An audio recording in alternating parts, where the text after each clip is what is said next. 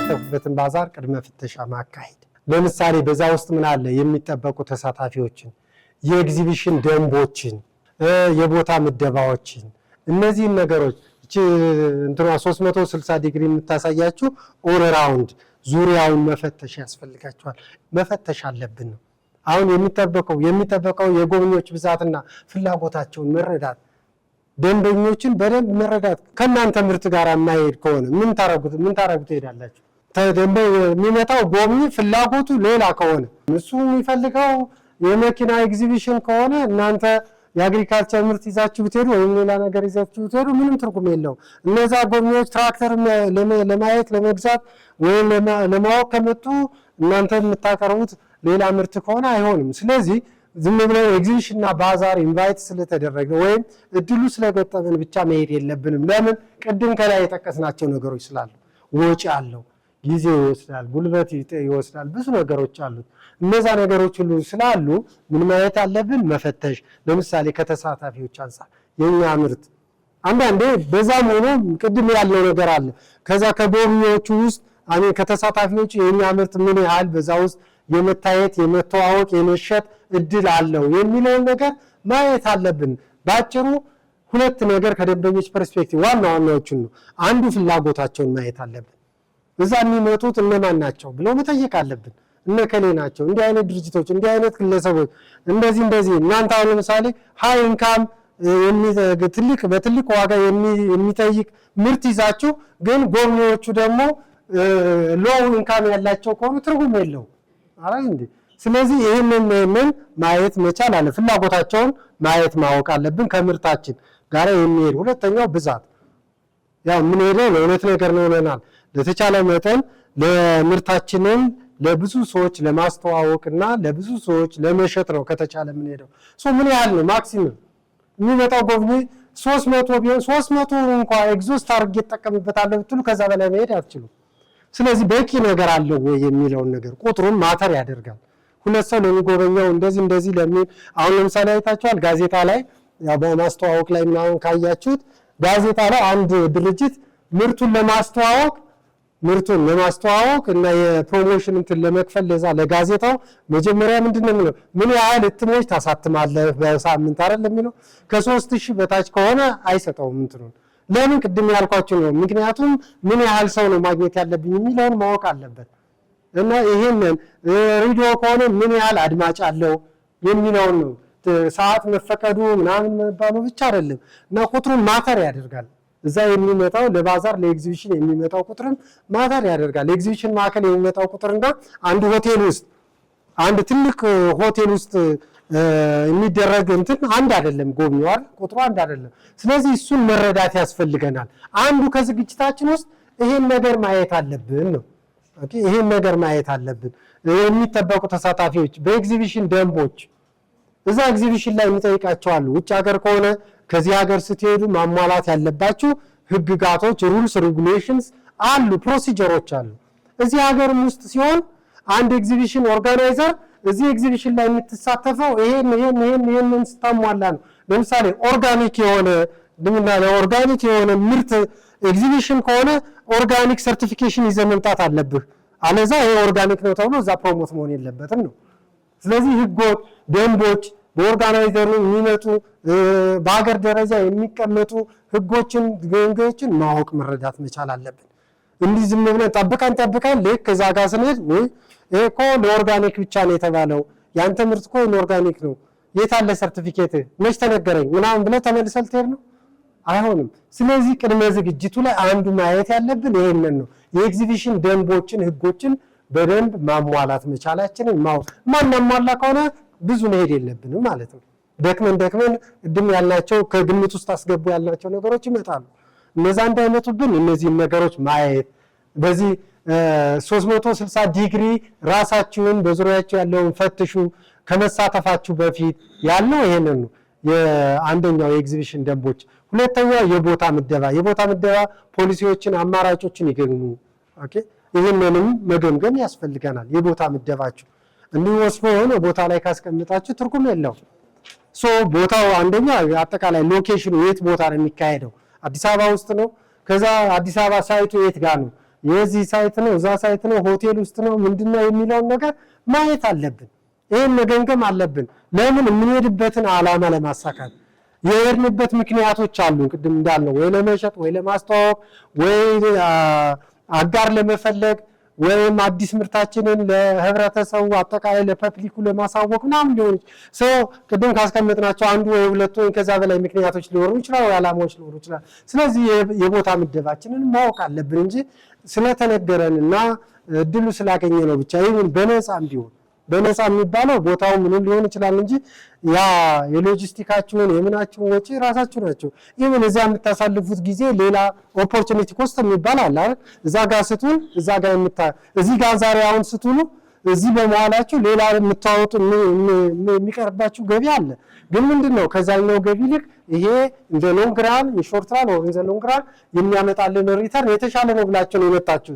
ሁል ጊዜ ኤግዚቢሽን ስትሄዱ ይሄንን ማሰብ መቻል አለብንና ይሄንን ማየት ታሪካዊ መረጃ ካለፉት ክስተቶች የጎብኚ ቁጥሮችን የተንትኑ ታሪካዊ መረጃዎች እዛ እንዲህ አይነት ኤግዚቢሽን ላይ ተሳትፈን ከዚህ በፊት ትሬንድ አናሊሲስ ማለት ነው የመጣችሁበትን መንገድ መገምገም።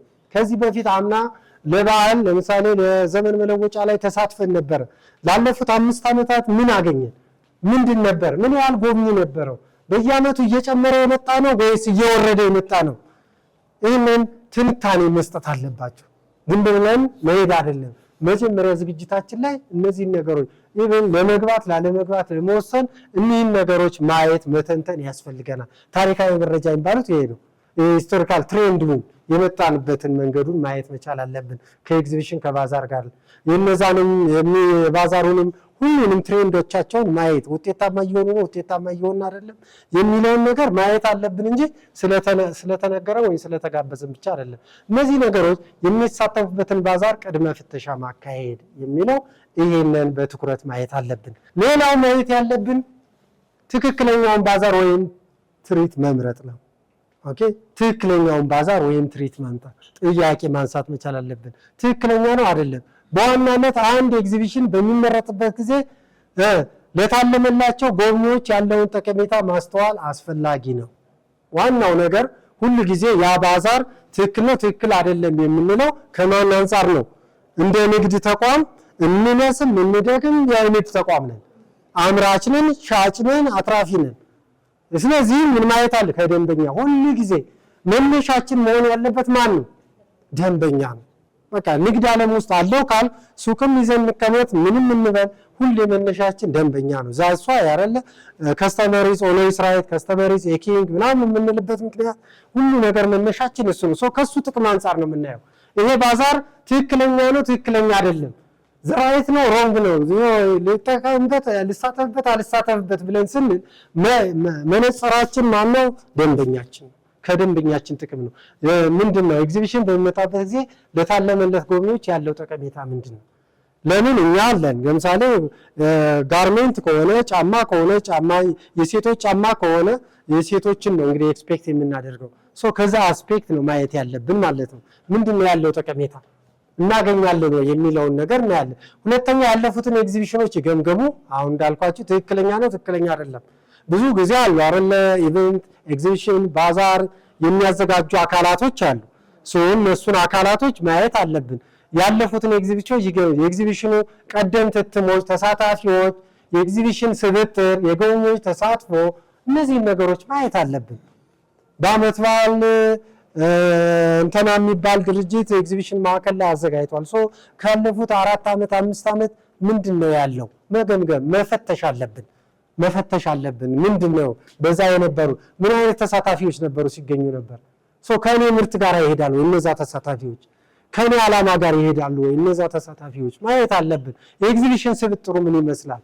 አንድ ኢንዱስትሪ አንድ ፕሮዳክት ብቻ ነው ወይስ መልቲፕል የሆኑ ፕሮዳክቶች የሚቀርቡበት ነው? የአግሪካልቸሩም የጤናውም የሁሉም አንድ ላይ የሚቀርብበት ነው ወይ ስፔሲፊክ የሆነ እንትን ነው ከኔ ጋር የሚሄደው ምን ያህል ነው የሚለውን ነገር ማየት ያለብን። የጎብኚ ተሳትፎ አመለካከታቸው ከዚህ በፊት የነበረው ምን ይመስላል? ደስተኛ ሆነው የሄዱት ሳስፋይድ ሆነው ነበር ወይስ ዲሳስፋይድ ሆነው ነበር? ምክንያቱም ሳስፋይድ ከሆኑ ዛሬ ነው መምጣት እድል አለ። ሳስፋይድ ካልሆኑ ግን ብዙ ጊዜ ያለ መምጣት እድል አላቸው ማለት ነው። ስለዚህ መፈተሽ አለብን። ይሄንን ትክክለኛ ባዛር ነው ወይ የሚለውን ለማየት እነዚህን ነገሮች ማየት አለብን። ሶስተኛው የበጀት ታሳቢዎችን መስራት ያስፈልገናል። በጀት ይጠይቃል ብለናቸዋል። ስለዚህ በዝግጅት ሰዓት ስትዘጋጁ ለኤግዚቢሽን እነዚህን ነገሮች ማየት አለብን። በትክክለኛው ባዛር ለማወቅ አንዳንዶቹ ምናልባት ከአቅም በላይ ሊሆን ይችላል፣ ጥሩ ሊሆን ይችላሉ፣ ሌሎችን ነገሮች ያሟሉ ይችላሉ፣ ግን ደግሞ ከኛ በጀት ጋር የማይሄድ ሊሆን ይችላል። ስለዚህ በጀታችንን የሚያቃውስ መሆን የለበትም። ኦልሬዲ ፕላንድ የሆነ ፋይናንስ አለን። ያንን በዛ በጀት የያዝነው አለ ለኤግዚቢሽን ለማስተዋወቅ ምርታችንን በኤግዚቢሽን በባዛር ምናምን ብለን ከዛ ጋር የሚሄድ ነው ወይ? አሁን ትላልቅ ሆቴሎች ውስጥ ምናምን የሄዱት የራሳቸው ስታንዳርድ አላቸው፣ የራሳቸው ዋጋ አላቸው። እሱን ማየት አለብን እንጂ ምንም ተንደርድረን ገብተው በኋላ ኤክስፔንሲቭ በሆነ መንገድ ግን የምናገኘው ሪተርን ዝቅተኛ እንዳይሆንብን ማለት ነው። ለቴክኖሎጂ አጠቃቀም ምቹ መሆኑን ካለፉት አስተያየቶች ግምገማዎችን መሰብሰብ፣ ቴክኖሎጂ ምቹነቱን ማስፈለግ። አሁን እንግዲህ ያለንበት ዘመን ያው እንደምታውቁት የኢንፎርሜሽን የቴክኖሎጂ ዘመን ያለ ነው። 21ኛው ክፍለ ዘመን ኢዛን ኤጅ ኦፍ ቴክኖሎጂ አይደል የሚባለው። ስለዚህ ቴክኖሎጂ ጋር አብሮ የሚሄድ ምክንያቱም አብዛኛው ፔመንቱ ምኑ ሁሉ በቴክኖሎጂ ነው የሚሄደው እና ለቴክኖሎጂ ሳቢዎች ነው ወይ ያንን ለማካሄድ ለመሳተፍ እዛ ጋር ኤግዚቢሽኑ ትክክለኛ ኤግዚቢሽን መሆኑን ከዘመኑ ከሚጠይቀው ቴክኖሎጂ ጋር አብሮ የሚሄድ ነው ወይ የሚለውን ነገር ማየት መገምገም ያስፈልገናል ማለት ነው። ተዛማጅ ኤግዚቢሽን ላይ መሳተፍ እንደ ዝግጅት ምንድነው? ከዚህ በፊት ኤግዚቢሽን ተሳትፈው የማያውቁ ከሆነ አንዳንድ ተዛማጅ ያለች ኤግዚቢሽን ላይ መገኘት፣ ያው ወደ ሌላ ከመሄዳችሁ በፊት መጀመሪያ ልምድ መቅሰም እንደ አንድ የዝግጅት አካል ነው የሚታየው። እኛ የራሳችን ተሳታፊ ከመሆናችን በፊት እኛ ራሳችን ሌሎችን መጎብኘት አለብን። ስትጎበኙ እንዴት እንደሚያቀርቡ፣ ምን ችግር እንዳለባቸው፣ ምን ጠንካራ ጎን እንዳላቸው ሌሰን እንወስዳለን ማለት ነው። ለኛ አንድ ግብአት ሆነናል ማለት ነው። የራሳችን ልምድ ለሚመጣው ለምንሳተፍበት ኤግዚቢሽን የራሱ የሆነ አስተዋጽኦ ይኖረዋል ነው እና ተዛማጅ የሆነ ኤግዚቢሽኖች ላይ መሳተፍ ልምድ ይኖራል። የኤግዚቢሽን ዓላማ ከእርሶ ጎብኚዎች ትኩረት ጋር ሲነጻጸር ምን ይመስላል? የኤግዚቢሽኑ ዓላማ ያው ቅድም እንዳልነው የደንበኞቹ ትኩረት ምንድነው? የኤግዚቢሽኑ ዓላማ ደግሞ ምንድነው? ሁለቱ የተጣጣመ ነው የተጣጣመ አይደለም የሚለው የኛ ጎብኚዎች የኛ ደንበኞች የሚመጡበት ዓላማ አላቸው። ወራስ ግን የኤግዚቢሽኑ ዓላማ ደግሞ something different ከሆነ ሁለቱ የማይገናኝ ነው የሚሆነው። ስለዚህ ዝግጅት ውስጥ ይሄንን ማነጻጸር ያስፈልጋል። እጩ ደንበኞችን ይረዱ። ከምንም በላይ በዝግጅት ላይ የሚያስፈልገን ምን ማድረግ ነው? ለማስተዋወቅ ነው ለመሸጥ ምን ያስፈልገናል ብለናል። ሁሉ የንግድ መነሻው ምንድነው ያለው? ስፕሪንግ ቦርዳችን ምንድነው? ደንበኛ ነው። በቃ አዛሳው በቃ ደንበኛውን የማያውቅ ነጋዴ መሆን አይችልም። በቃ ደንበኛውን የማይረዳ ደንበኛውን የማያውቅ ምንም የፈለግነውን ካልማዝም ብንሰራው ከወርቅም ብንሰራው ደንበኛውን ፍላጎት ካላወቅ ነው በወርቅ ስለተሰራ ባልማዝ ስለተሰራ አይሸጥም። ምክንያቱም አሁን ጌጣጌጥ ነው። ለምሳሌ አልማዝና ወርቅ ግን አሁን ፋሽኑ ለምሳሌ ከብር የተሰራ ከመዳብ የተሰራ ሊሆን ይችላል። ደንበኛው የሚፈልገው አሁን ወጣቱ እንደ ጌጥ የሚጠቀመው ከመዳብ ወይ ከብር ምናምን የተሰራ ሊሆን ይችላል። አይ ግድ የለም የተሰራበት ኮንቴንት ካልማዝ ከሆነ ይወዱታል የሚል ፍልስፍና ይዘን የሚሄድ ከሆነ አይሆንም። ስለዚህ ኤግዚቢሽኑ ባዛር ላይ ምርታችንን ለማስተዋወቅና ለማሳወቅ ሁሌ እቺ ደንበኞቻችን ፕሮስፔክት ከስተመር የምንላቸው ማለት ነው ምን ማድረግ አለብን? መረዳት አለብን። ትክክለኛ ኤግዚቢሽን ለመምረጥ ወሳኝ እርምጃ የታለመላቸውን ደንበኞች መረዳት ነው። የሚከተሉት ለምሳሌ የደንበኞች ፍላጎት የሚያሟላ መሆኑን የደንበኞች ፍላጎት ያሟላሉ፣ የደንበኞች ጂኦግራፊ አካባቢ ይለዩ፣ ከየት የሚመጡ ናቸው የሚሉትን ነገር ወይም ቴስታቸው ፕሪፈረንሳቸው ይለያያል። ስለዚህ በተቻለ መጠን እቺ ደንበኞቻችንን መገንዘብ መቻል አለብን። ሌላው ከባዛር ኤግዚቢሽኑ አዘጋጆች እርዳታ ይጠይቁ። አንዳንዴ በኤግዚቢሽን ላይ ስለ ኤግዚቢሽኑ ተገቢነት እርግጠኛ ካልሆኑ የዝግጅቱ አስተባባሪዎችን ያግኙ። ስለ ተመልካቾች፣ ስለ የኢንዱስትሪ ትኩረት፣ አጠቃላይ ባዛሩ ድባብ ዝርዝር መረጃ ሊጠይቁ ይችላሉ። የእነርሱ ግንዛቤ ኤግዚቢሽን ከንግድ ዓላማዎች ጋር ማጣጣም ስለሆነ በመረጃ ላይ የተመሰረተ ውሳኔ እንዲያደርጉ ያግዘናል። ስለዚህ አንዳንዴ ኢቨን ሞስት ላይክሊ እናንተም ታረጋላችሁ ብዬ እጠብቃለሁ። አንዳንድ ነገር ላይገባችሁ ወይም ምናልባት ማን ነው የሚሳተፈው፣ ምን ያህል ነው የሚሳተፈው፣ ፍላጎታቸው ምንድነው፣ ለምን ዓላማ ነው ምናምን የሚለውን ከኦርጋናይዘሮችን መጠየቅ ትችላላችሁ በዝግጅት ሰዓት። ሌላው የኤግዚቢሽን የምርት ማሳያዎች ዲዛይን ማዘጋጀት ሶስተኛው ጉዳይ። ኦኬ የዚህን የኤግዚቢሽን የምርት ማሳያዎች ዲዛይን ማዘጋጀት። ይሄንን ደግሞ እንግዲህ ምርቶቻችንን በምን መልክ ነው የምናስቀምጠው፣ እንዴት ነው የምናሳያቸው፣ ዲስፕሌይ የምናደርጋቸው። ዲዛይን ይፈልጋል።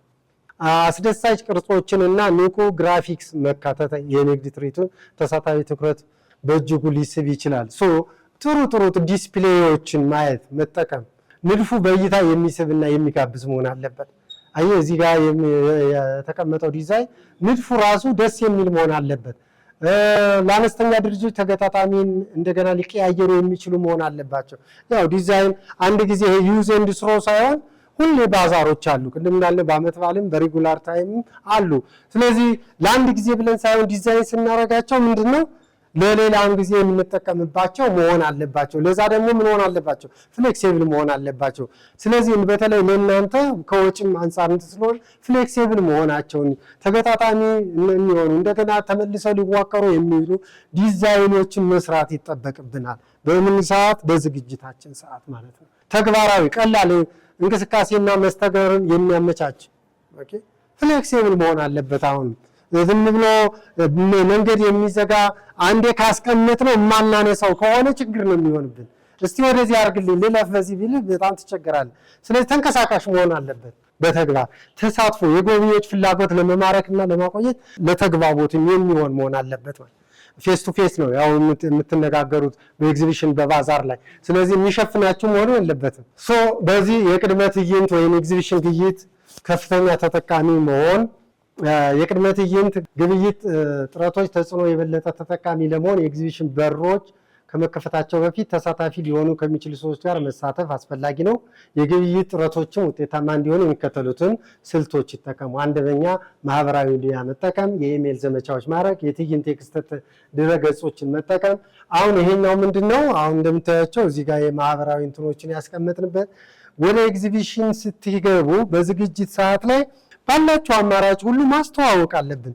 ምክንያቱም ሲሰማ ነው ሰው የሚመጣው፣ ሲሰማ ነው። ስለዚህ ያ ኦርጋናይዘሩ ብቻ በሚያስተላልፋት ፕሮሞሽን ቲቪ ላይ ወይ ሬዲዮ ላይ ብቻ ሊሰማም ላይሰማም ይችላል። እናንተ እንደ አንድ ድርጅት ግን የራሳችሁ ታርጌት ያደርጋችኋቸዋል።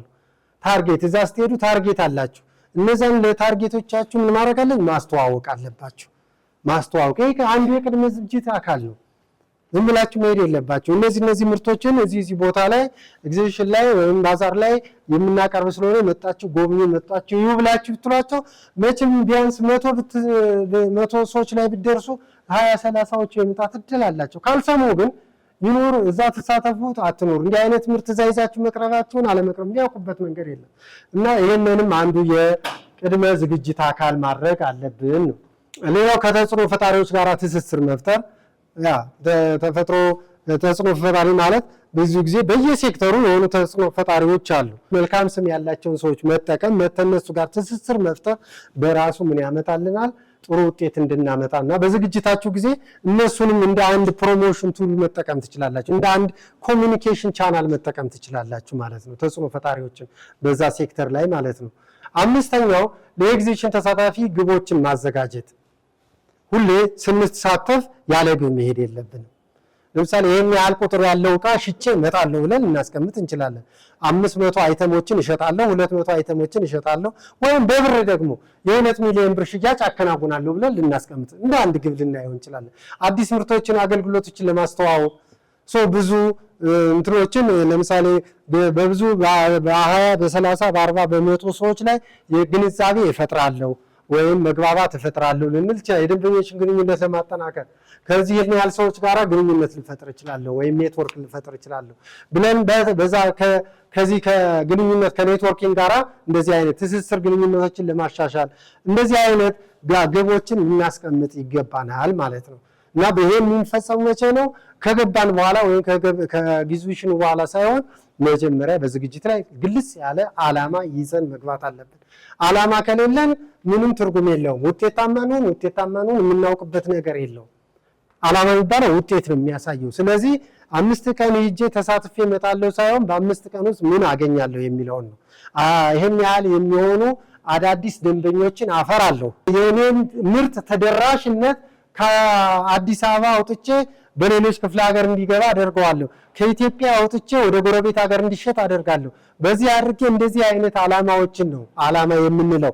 ሊቆጠር የሚችል ሊመዘን የሚችል ሊለካ የሚችል እንጂ ዝም ብሎ የማይጨበጥ የማይዳሰስ ዓላማ ነው ብለን ልንለው አንችልምና ይህንን ማየት አለብን። ሌላው የባዛሩ ስራ የሚሰሩ ሰራተኞችን መምረጥ ያስፈልጋል። ኦኬ አሁን ይሄ ልጅ እዩት እስቲ ጥሩ ምርጫ ነው ወይስ? ባዛሩ ላይ የሚሳተፉ ሰዎች ዝም ብሎ ሁሉም ሰው ተነስቶ አይሄድም። አንዳንድ ጊዜ በተራ የምንሄድ ሰዎች አለን አይደል? እባክሽ እኔ ባለፈው ሄጃለሁ ዛሬ ደግሞ አንቺ ሂጂ እንላለን። ባለፈው አንተ ሄደሃል እኔ ደግሞ አሁን ደግሞ አንተ ሂድ። እንደዛ አይነት ነገር አይደለም። ባዛር በራሱ ክህሎት ነው ብለናል አይደል? ክህሎት ይፈልጋል አይደል? ለማስተዋወቅ ክህሎት አያስፈልገንም? ለመሸጥ ክህሎት አያስፈልገንም? ያስፈልገናል። ለማስተዳደር ሎጂስቲኩን ማኔጅ ለማድረግ የሎጂስቲክ ሙያ ያስፈልገንም? ያስፈልገናል። ስለዚህ ትክክለኛ ሰዎችን መምረጥ ያስፈልገናል አስቀድመን እንጂ ዝም ብለን ሄደን አንዳንዱ በቃ ምንም ፋይናንስ ሙያ የሌለው ከሆነ ፋይናንስ ካላዘጋጀን ክፍያ ላይ ሲመጣ ችግር ሊገጥመን ይችላል። ሎጂስቲክ ላይ እንዴት እንደሚወርድ እንዴት ፓክድ እንደሚሆን ምናምን የማያውቅ ከሆነ እንደዛ ነው። ስለ ምርቱ ምንም ውሃው የሌለው ሽያጭ ሰራተኛ ከሆነ እንደዛው ነው። ስለዚህ ሰራተኞችን መምረጥ አንዱ የዝግጅቱ አካል በጣም ክሪቲካል ነው። ስለዚህ እንደዚህ አይነት እንትኖችን ሰራተኞችን በየሙያቸው ምን አይነት ሰው ያስፈልገናል? ሎጂስቲክ ሰው ያስፈልገናል፣ የሽያጭ ሰው ያስፈልገናል፣ የቴክኒክ ሰው ምናልባት የሚገጣጠሙ የሚፈታቱ ዴሞንስትሬሽን ያለው ነገር ከሆነ ስለ ምርቱ ሂደት የሚያውቅ ሰው ያስፈልገናል። እንደዚህ ብለን ሰራተኞችን መምረጥ ማሰልጠን ያለብን መቼ ነው? በዝግጅት ሰዓታችን። ይሄ ክሪቲካል ነገር ነው እንጂ በድል በተራ የሚባለው ነገር ውጤት አያመጣልን። ባዛር ላይ ሌላ የሽያጭ ቦታዎችን ያዘጋጁ ነው። ቀደም ብለን የሽያጭ ቦታዎችን ሄደን ማየት መቻል አለብን። ባዛሩ የት ነው የሚካሄደው? የተሰጠኝ ቦታ ምን ያህል ነው? የት ቦታ ነው ብሎ ሂዶ አይቶ በደንብ ኦርጋናይዝ ማድረግ ይፈልጋል። አትራፊ ድርጅት ነው። ትርፍ ካላተረፋችሁ ቢዝነስ አይደላችሁም። አፍተርኦል ቢዝነስ የሚለው ቃል ኢንተርፕራይዝ የሚለው ቃል የሚያሟላው ምን ሲሆን ነው? አትራፊ ድርጅት ሲሆን ነው። አትራፊ ድርጅት ለመሆን ደግሞ አንድም ገቢን መጨመር ነው፣ ሁለትም ምን ማድረግ ነው? ወጪን መቀነስ ነው። ኦኬ ወጪን መቀነስ ነው። ስለዚህ ወጫችሁን በደንብ ፕሮፐርሊ በጀት አድርጋችሁ መስራት ይጠበቅባችኋል የሚለው ነው።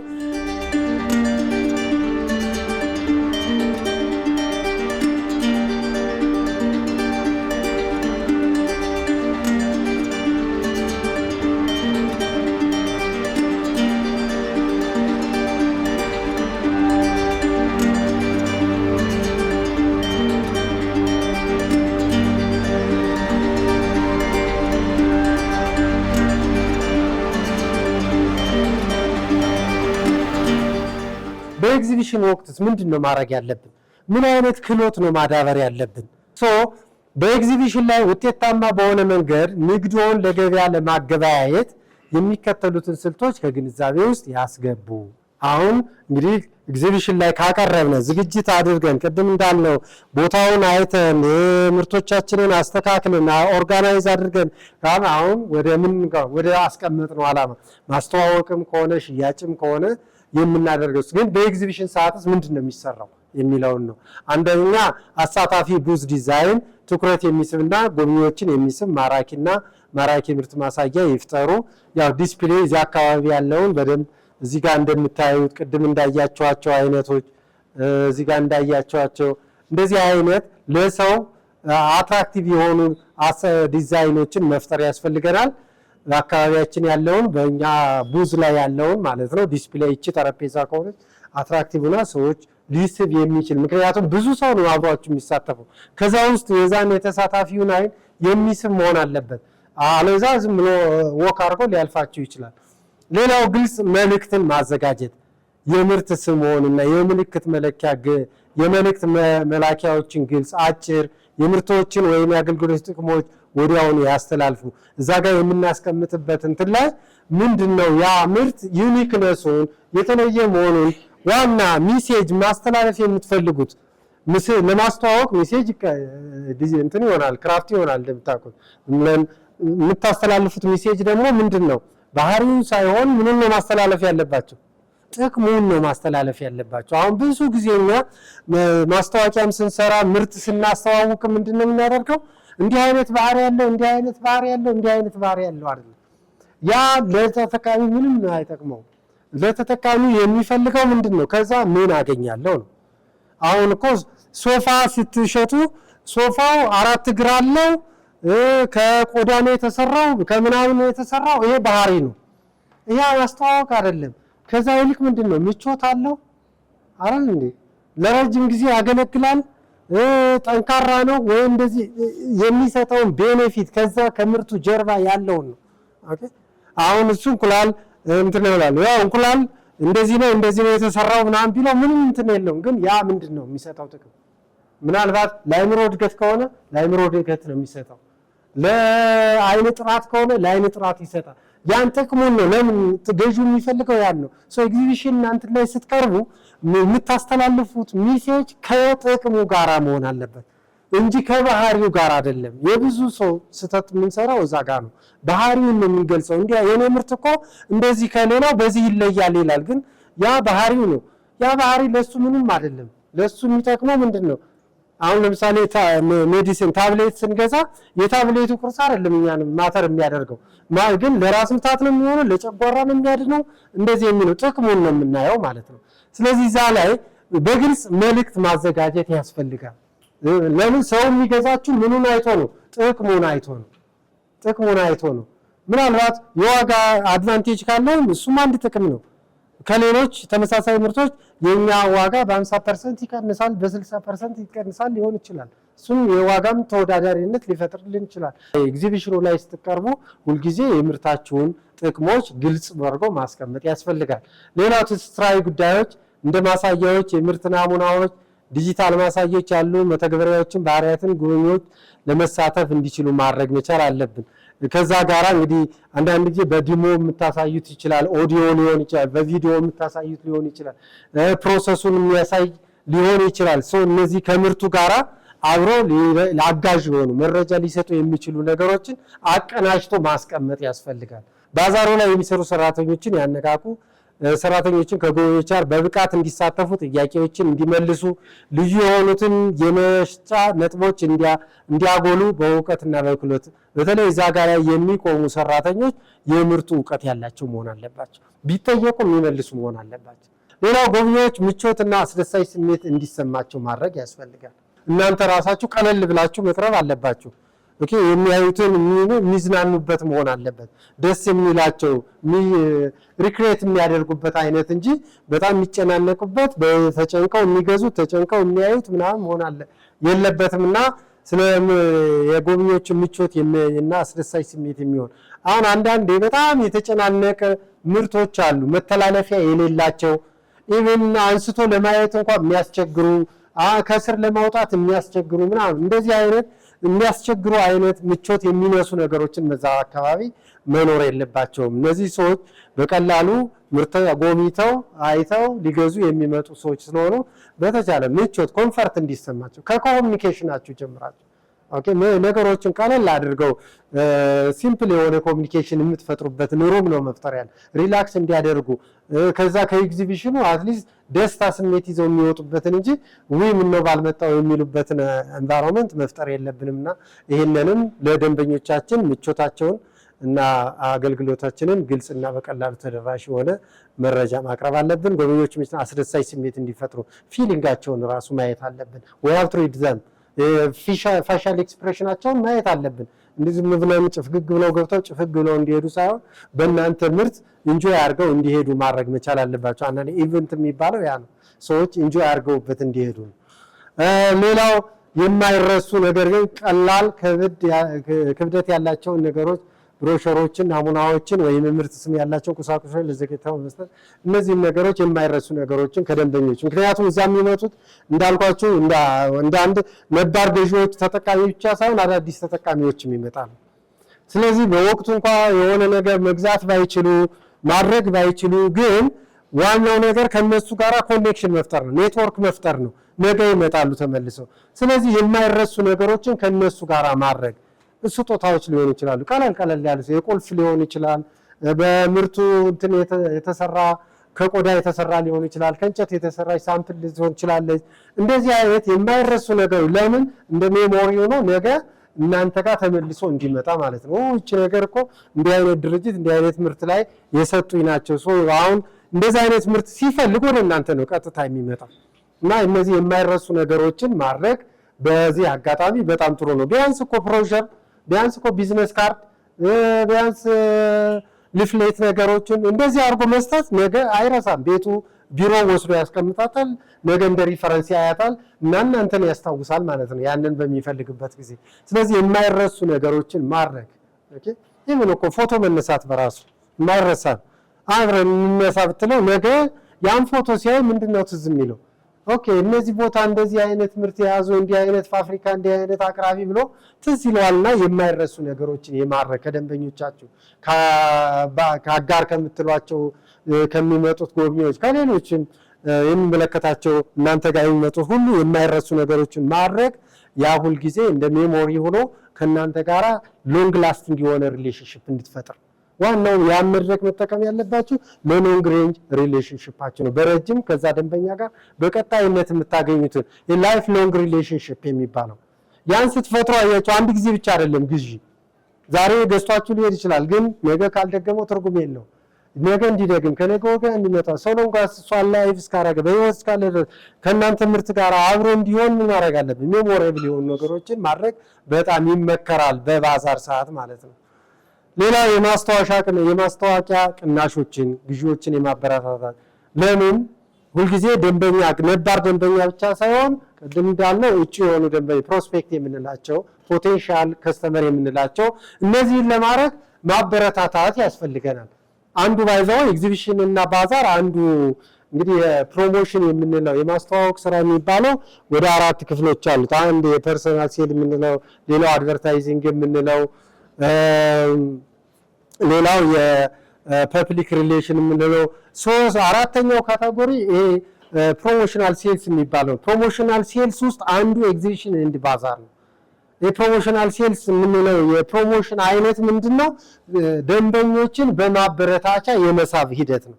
በማበረታቻ አንዳንድ ያታዩም የኦሞ የምናምን እንደዚህ አይነት ቲሸርት የሚሰጡን አሉ ምናምን የተለያዩ ነገሮች ያን የሚያደርጉት ለኛ ቲሸርት ፈልገን ለመስጠት ገንዘብ ተርፏቸው ሳይሆን በዛ ሪሌሽንሺፕ ፈጥረው ነገ ከነሱ ጋራ ገበያ እንድንገበይ ነው። ስለዚህ እዛ ጋር የሚመጡ ሰዎች ለምሳሌ አዳዲስ ሰዎች ከሆኑ ምርቱን ከዚህ በፊት የማያውቁት ከሆነ ለመግዛት ለመድፈር ይቸገሩ ይችላሉ። ግን ዲስካውንት ካገኙ ስቲል ነው አይ ቲንክ ዋጋውን ቀንሷል ልሞክረው ይላሉ።